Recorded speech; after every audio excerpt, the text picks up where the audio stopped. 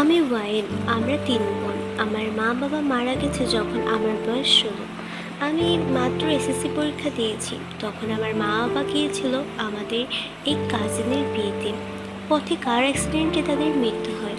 আমি সে রাতে অনেকবার তাদের কল করেছি, কিন্তু তারা কেউই আমার ফোন ধরেনি। পরের দিন সকালে খবরে জানতে পারি যে একটি অ্যাক্সিডেন্ট হয়েছে, আর সেখানে তাদের মৃতদেহ আমি দেখেছি। ছোট ২ বোনকে নিয়ে আমি কী করবো তখন আমি ভেবে পাচ্ছিলাম না। তখন আমি আমার একটা আন্টির বাসায় থাকলাম। আমরা ৩ বোন একসাথে থাকতাম তাদের বাসায়। আস্তে আস্তে আমি বড় হলাম। এখন আমি একটা মেসে থাকি। অনার্স ২য় বর্ষে পড়ছি। আর আমার ছোট ২ বোন, একজন পড়ে ক্লাস 8-এ আর একজন 5-এ। আপাতত ওদের খরচ আমাকেই বহন করতে হয়। অনেক কষ্টে লোন নিয়ে তাদের মানুষ করছি।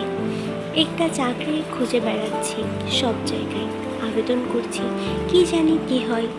একটু পর আমার কাছে একটা কল আসে। আমি ফোনটা দিকে তাকিয়ে কলটা রিসিভ করি না। কলটা কেটে যায়। আবার কল আসে। এবার না ধরলে খারাপ দেখায়, তাই এবার কলটা রিসিভ করি ফোনের ওপাশ থেকে। স্কুলের কর্তৃপক্ষ একটু রেগে। হ্যালো ওয়াইন, মুখে একটি মিষ্টি হাসি। ম্যাম বলুন, কেমন আছেন? স্কুলের কর্তৃপক্ষ, ভালো আর রেখেছেন কোথায় বলেন? আপনি তো জানেন আপনার ২ বোন আমাদের স্কুলে পড়ে, আর স্কুলের বেতন তো মাসে মাসে বেড়েই যাচ্ছে। যদি মাসের টাকা না দিতে পারেন তাহলে বোনদের সরকারি স্কুলে ভর্তি করছেন না কেন? আমি একটু হাসিনি মুখে।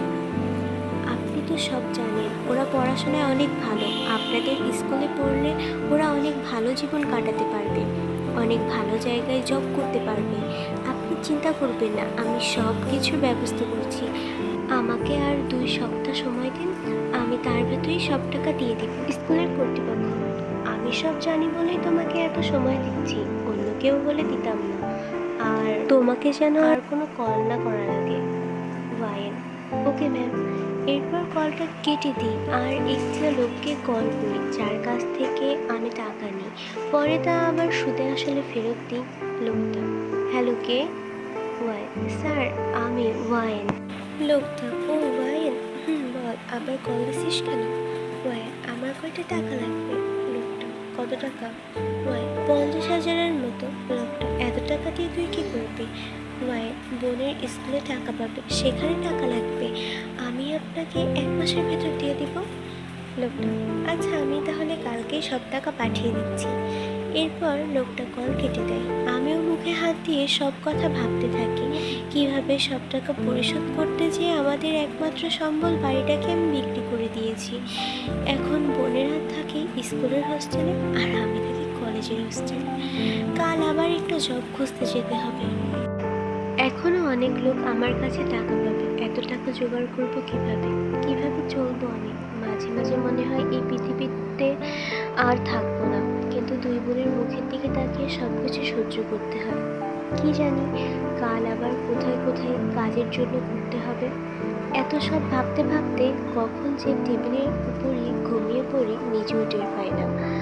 ঘড়ির অ্যালার্মে ঘুম ভাঙে আর ফ্রেশ হয়ে চলে যায় কাজের উদ্দেশ্যে। এটাই শেষ ক্যাফে। এখানেও যদি কোনো কাজের ব্যবস্থা না হয় তাহলে আবার কালকের জন্য অপেক্ষা করতে হবে। এসব ভেবে আমি ক্যাফের ভেতরে যাই। একটা লোক আমার কাছে আসে। লোকটা বলে, কি হয়েছে ম্যাম, কী লাগবে আপনার? ওয়াই, এখানে একটা কাজের অ্যাড পেয়েছিলাম, লোক লাগবে পার্ট টাইম জবের জন্য, তাই এসেছি। লোকটা, ও আচ্ছা, আপনি সোজা ওই রুমটাতে চলে যান, সেখানে স্যারের সাথে কথা বলেন। আমি ঘাড় কাত করে তাকে ধন্যবাদ জানিয়ে রুমের কাছে যাই। কাছে যেতেই ভেতরে থাকা মানুষটা বলে, ভেতরে আসেন। আমি ভেতরে যাই। সে আমাকে বসতে বলে, আমি বসি। লোকটা বলে, আপনার নাম কি? আমি বলি, আমার নাম ওয়াইন। লোকটা নিজের হাত বাড়িয়ে দেয় আর বলে, তার নাম জেকে, পুরো নাম জিওন জাঙ্গুক। ওয়াইন, nice name. JK, oh thanks, কাল থেকে চলে আসবেন বিকাল ৪টার দিকে। আমি বলি, মানে? জেকে, তুমি জবের জন্য এসেছো না? ওয়াইন, জেকে, তাই তো বললাম কাল ৪টায় চলে আসবে। ওয়াইন, আপনি কোনো ডকুমেন্ট বা অন্য কিছু নেবেন না?